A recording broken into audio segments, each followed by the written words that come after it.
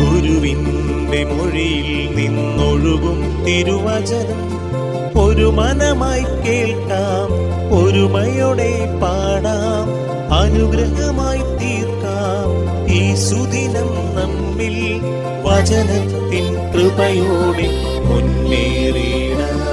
വിശുദ്ധ മത്തായി അറിയിച്ച സുവിശേഷം 1-ാം അധ്യായം 16-ാം തിരുവചനം.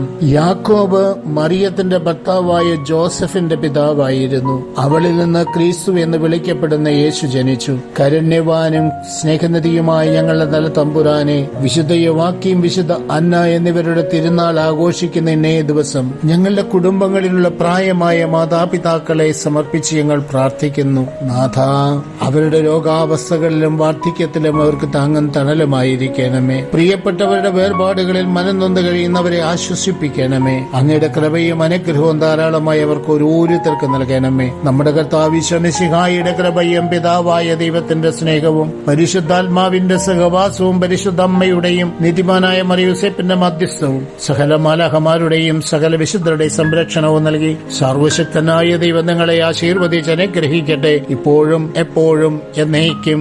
ആമേൻ. കൃപയോടെ മുന്നേ